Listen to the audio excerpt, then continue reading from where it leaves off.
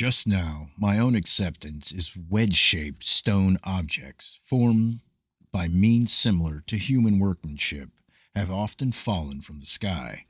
Maybe there are messages upon them.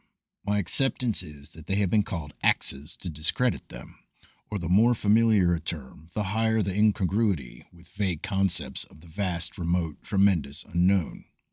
In Notes and Queries 2-8 92, a writer says that he had a thunderstone brought which he had brought from Jamaica.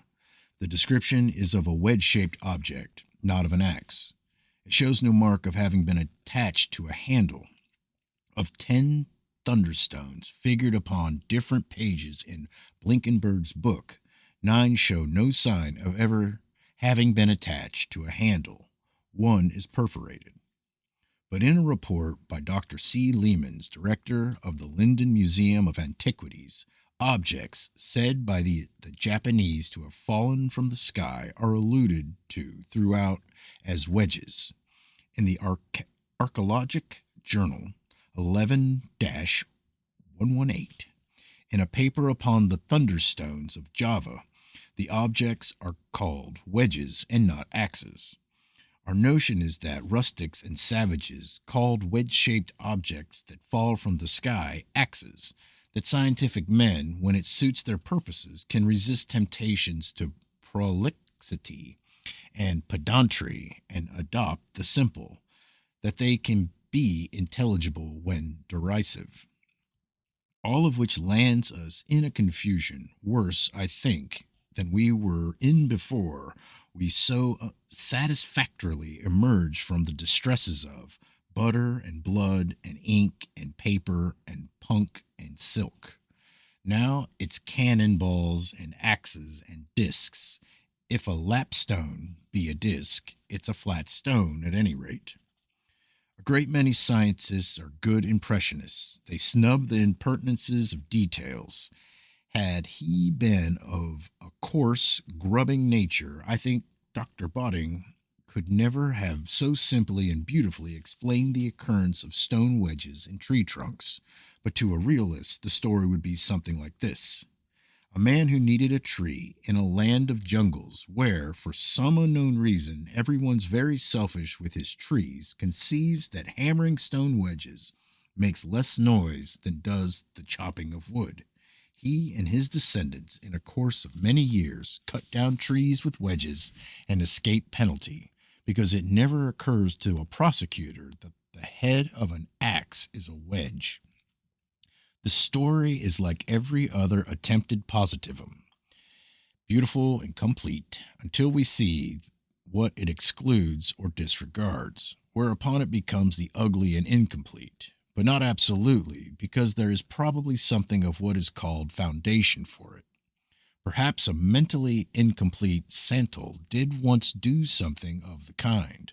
Story told to Dr. Botting. In the usual scientific way, he makes a dogma of an aberration. For we did have to utter a little stress upon this matter after all. They are so hairy and attractive, these scientists of the 19th century. We feel the zeal of a sitting bull when we think of their scalps. We shall have to have an expression of our own upon this confusing subject. We have expressions. We don't call them explanations. We've discarded explanations with beliefs.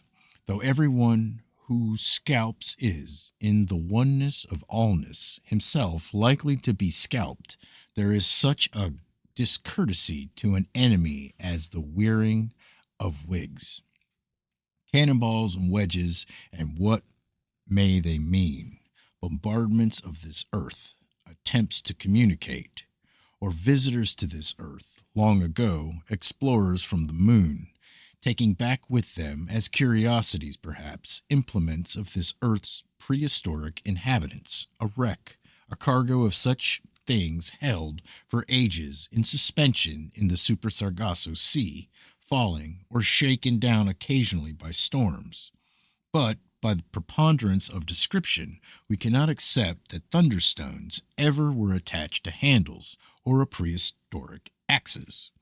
As two attempts to communicate with this Earth by means of wedge shaped objects, especially adapted to the penetration of vast gelatinous areas spread around this Earth.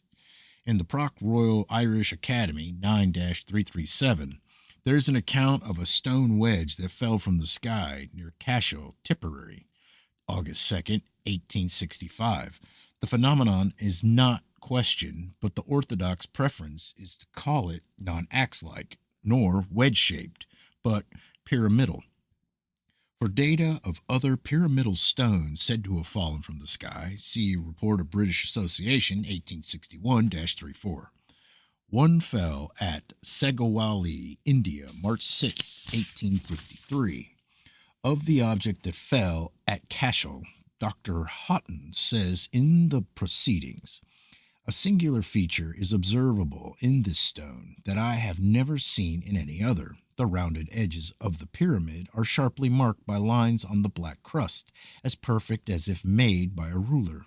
Dr. Houghton's idea is that the marks may have been made by some peculiar tension in the cooling.